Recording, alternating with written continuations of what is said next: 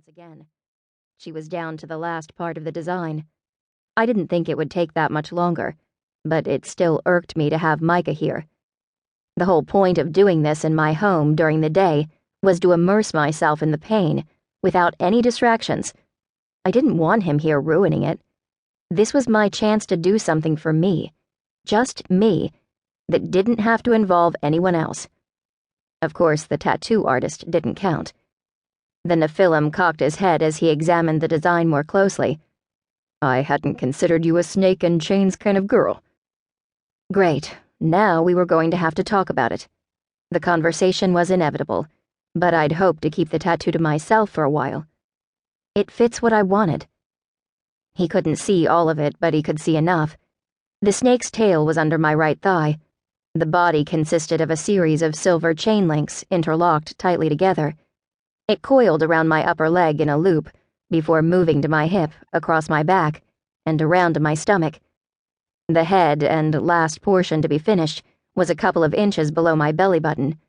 Its jaws were wide open, with sharp fangs protruding.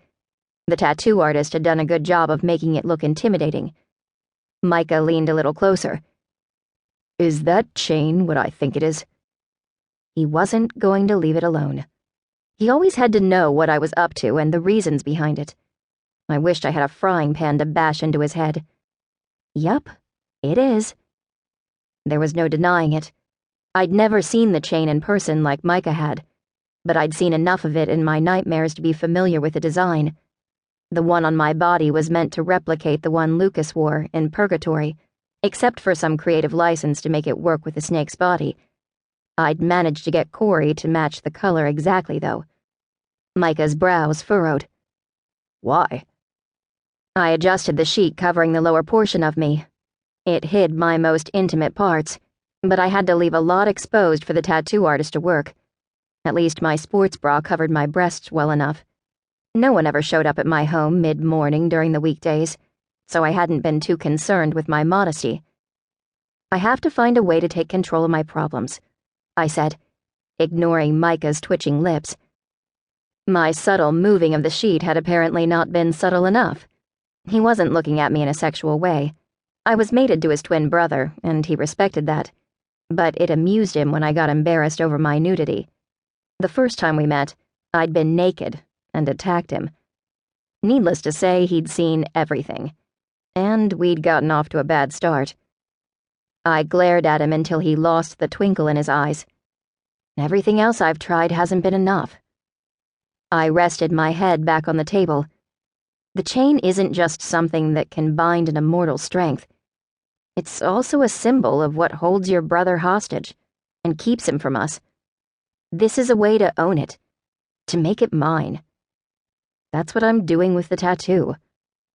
There was actually more to it, but I wouldn't voice the other reasons out loud. A group of men from my race, censors, wanted to use me as a tool for breeding more of our kind. There weren't many of us left, and they believed it was their job to increase the population. They'd threatened to rape me if I didn't cooperate, but I'd managed to escape before they could act on the threat. The snake would serve as a warning to anyone stupid enough to ever try it again. Micah pulled out a dining room chair and sat down.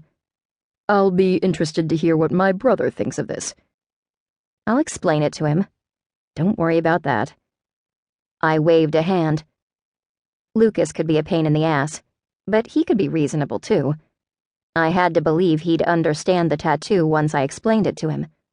I refused to feel bad about it regardless of what he thought. It was my body and my decision what I did with it. "If he's worth a damn," Corey said, pausing to dab some blood from the spot where she was working, "he won't care what you put on your skin and will love you anyway." Micah's eyes glowed. "I could snap your neck, little human." The tattoo gun froze an inch above my skin.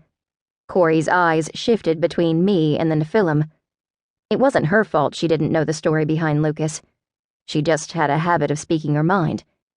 I grabbed Micah's arm. "Stop it. You know she's right." His golden eyes bored into me, but I didn't flinch. Eventually, he let his anger go and his shoulders relaxed. I let my hand drop, releasing the breath I'd been holding. Something was up with him. Micah would